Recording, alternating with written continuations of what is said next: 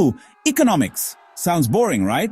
Like, who cares about supply and demand curves, right? But hold up, because economics is about something way more relatable. Money. It's about how much we make, how much we spend, and how that impacts, well, everything. It's the driving force behind everything you see around you, from the latest phone you're eyeing to the roads you travel on. Think of it like this. Economics is the silent puppet master of the world. Now, imagine you're trying to understand how well your favorite sports team is doing. You wouldn't just look at the number of goals they scored in the last match, right? You'd consider their wins, losses, goals scored, goals conceded, the whole picture. Similarly, to understand how well a country is doing economically, we need to look at something called national income. It's like the scoreboard for a country's economic performance. It tells us how much a country is producing, earning, and spending, giving us a peek into its economic health. So, what exactly is national income, you ask? In simple words, it's the total value of all the goods and services produced by a country in a specific period, usually a year. Think of it like this. Every time you buy a pizza, get a haircut, or even stream your favorite show, you're contributing to the national income. Why should you care? Well, national income is a pretty big deal. It helps governments make important decisions, like how much to spend on healthcare, education, or infrastructure. It gives businesses insights into consumer behavior and market trends, helping them plan their investments and strategies. And for you? Well, understanding national income can help you make sense of news headlines about the economy, make informed financial decisions, and understand the bigger picture of how the world works. So, buckle up, my friend, because in this video, we're diving deep into the world of national income, exploring concepts like GDP, GNP, and more. Get ready to become an economics ninja. Alright, let's kick things off with the MVP of National Income Gross Domestic Product, or GDP for short. Think of GDP as the economic scoreboard we talked about earlier. It tells us the total value of all final goods and services produced during a specific period, usually a year. Now, I emphasize within a country's borders because it's a key point. It doesn't matter who's doing the producing, whether it's a local company or a foreign company with operations in that country.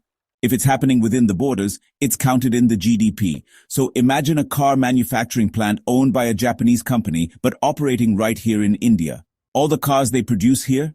Yep, they contribute to India's GDP. Okay, so how exactly do we measure this GDP thing? Well, there are three main approaches: production, expenditure, and income. Don't worry, we'll dive into these methods later on. For now, just remember that they all lead to the same GDP figure, just calculated from different angles. Now, GDP can be expressed in two ways: nominal GDP and real GDP. Nominal GDP is like looking at the price tag without considering inflation. It tells you the value of goods and services at current market prices. Real GDP, on the other hand, is like adjusting the price tag for inflation. It gives you a more accurate picture of actual economic growth. We'll break down the differences between nominal and real GDP later. Section 3. GDP and why should you care? You might be thinking, okay, Tanmay, this GDP thing sounds like something economists obsess over. Why should I care? Well, my friend, GDP matters because it impacts your life in more ways than you might realize. A growing GDP generally means a healthy economy, which translates to more job opportunities, higher wages, and a better standard of living. On the flip side, a shrinking GDP can lead to job losses, stagnant wages, and a decline in living standards. So yeah, GDP isn't just some abstract economic indicator. It's a reflection of the overall health of the economy, which directly impacts your wallet, your job prospects, and your life. Section 4. The GDP story. Growth and what it means. Now, GDP doesn't just sit still. It's constantly changing, going up or down depending on various factors. When we talk about GDP growth, we're talking about how much a country's GDP has increased or decreased compared to the previous period. A consistent upward trend in GDP growth usually indicates a strong and expanding economy. It means businesses are thriving, people are spending, and the overall economic pie is getting bigger. But hold up, a high GDP growth rate doesn't always tell the whole story. We need to look at other factors too, like income inequality, environmental sustainability, and overall well-being, to get a complete picture of a country's progress. Section 1. GNP, Beyond the Borders. Alright, so we've tackled GDP, the economic heavyweight. Now let's talk about its close cousin, Gross National Product, or GNP. Remember how GDP focuses on production within a country's borders? Well, GNP takes a broader view.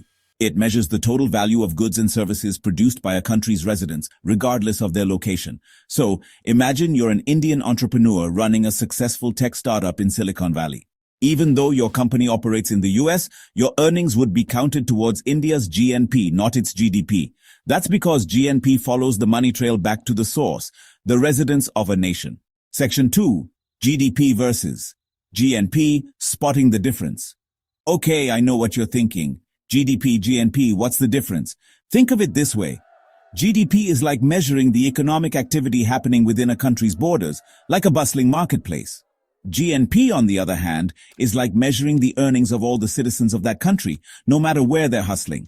For countries with a lot of citizens working abroad, like India or the Philippines, GNP can be significantly higher than GDP. Conversely, for countries with a large inflow of foreign workers, GDP might be higher than GNP. It all depends on who's earning the big bucks and where they're doing it. Section 3. GNP, a global citizen's perspective. Now, why is GNP important? Well, in an increasingly globalized world, where people and businesses operate across borders, GNP gives us a more complete picture of a nation's economic footprint. It tells us how much a country's citizens are contributing to the global economy, regardless of their physical location. This is especially relevant in today's interconnected world, where investments, remittances, and international businesses are major players in the economic game. GNP helps us understand the true earning potential of a nation's workforce and its impact on the global economic stage.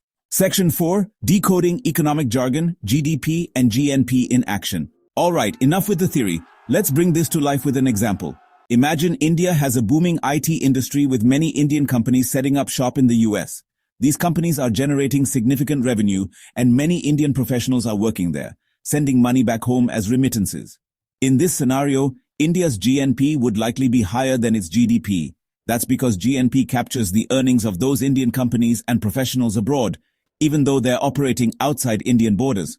So, while GDP measures the economic activity happening within India, GNP reflects the global economic contributions of its citizens. See, GDP and GNP, two sides of the same economic coin, each telling a different part of the story. All right, we've talked about GDP and GNP, but how does it all actually work? How does money flow within an economy? Well, picture this. The economy is like a giant, constantly moving wheel, with money flowing between different players. We call this the circular flow of income. It's a continuous loop where households like you and me interact with firms, the businesses that produce the goods and services we love. It's like a never-ending game of economic pass the parcel, with money changing hands at every turn. So, who are the main dancers in this economic tango?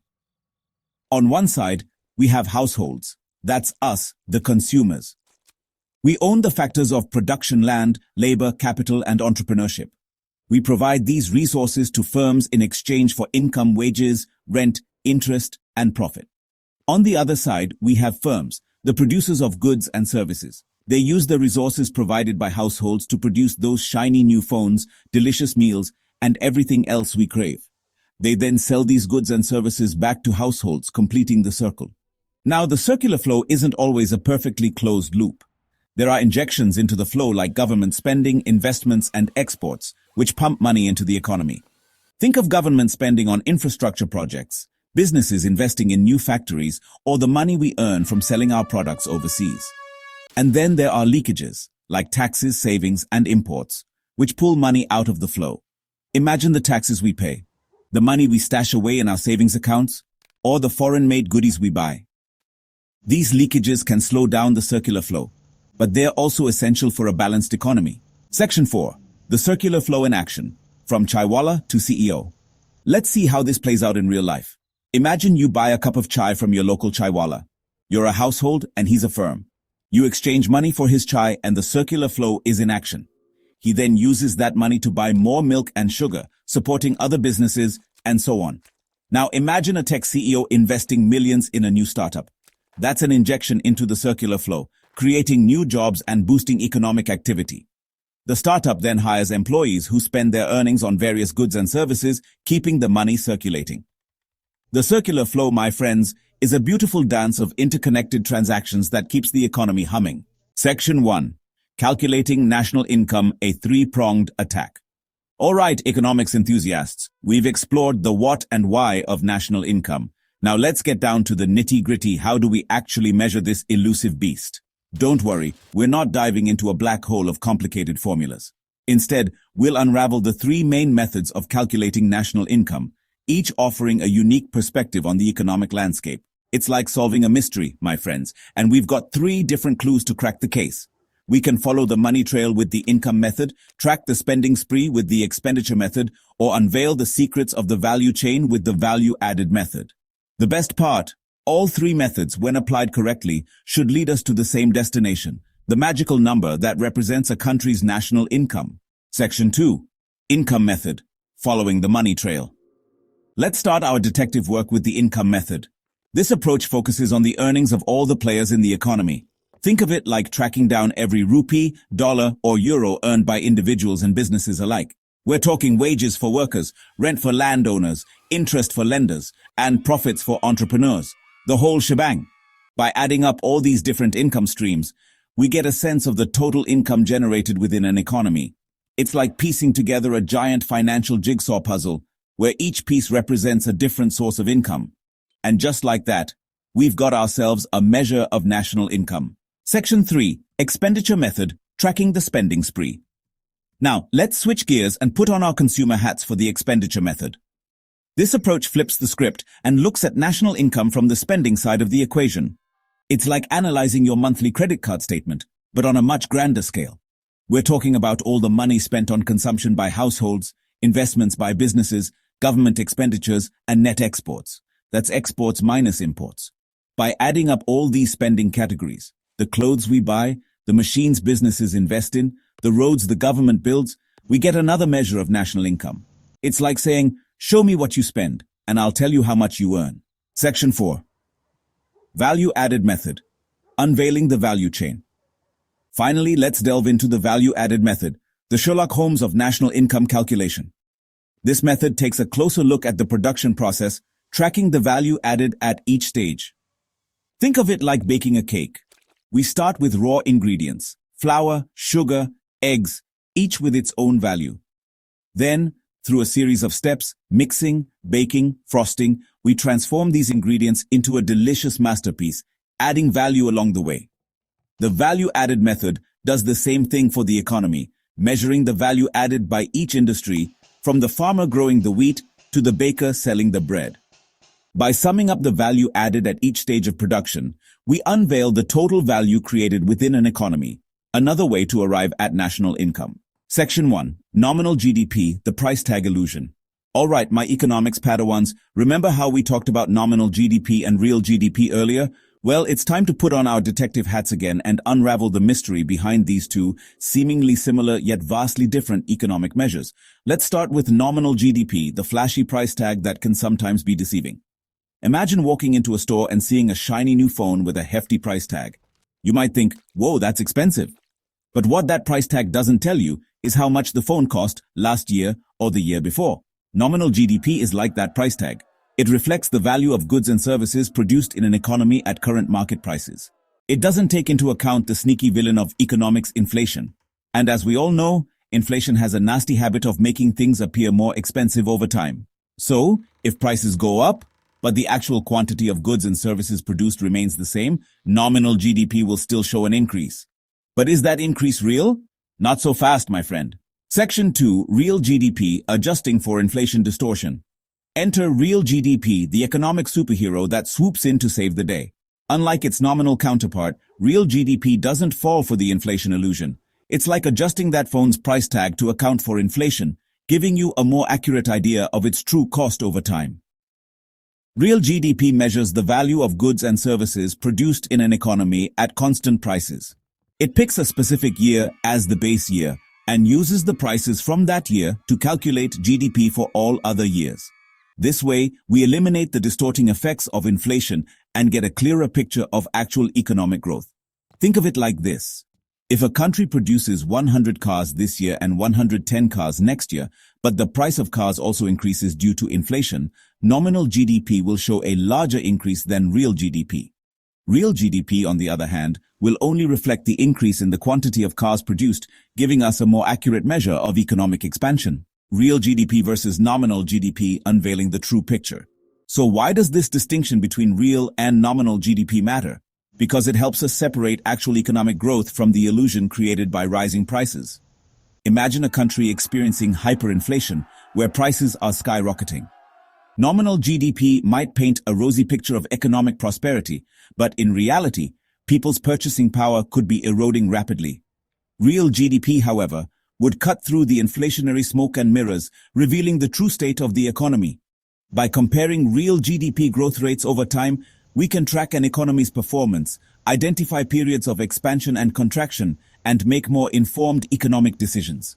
It's like having a special pair of economic X-ray glasses that allow us to see beyond the surface and understand the underlying dynamics of an economy. This battle between real and nominal GDP isn't just an abstract economic theory. It has real-world implications that affect everything from government policies to your personal finances.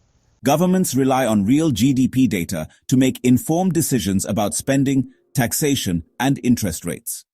Businesses use it to analyze market trends, plan investments, and make strategic decisions. And individuals like you and me, well, understanding the difference between real and nominal GDP can help us make smarter financial decisions, whether it's negotiating a salary, planning for retirement, or simply understanding the economic forces shaping our world. So, the next time you hear those economic buzzwords, real GDP and nominal GDP, remember that they're not just abstract concepts. They represent a fundamental understanding of how our economies function and hold the key to making informed decisions that impact our lives. We've explored GDP, GNP, and the circular flow, learning to measure a nation's economic pulse.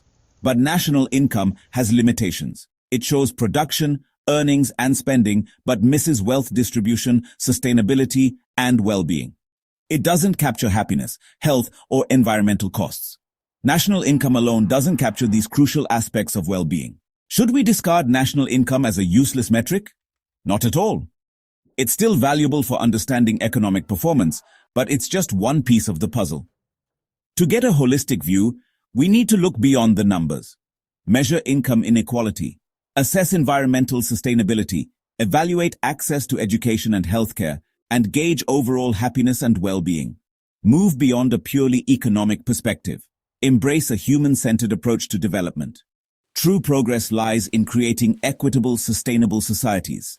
It's about building a world where everyone can thrive, and that is a goal worth striving for.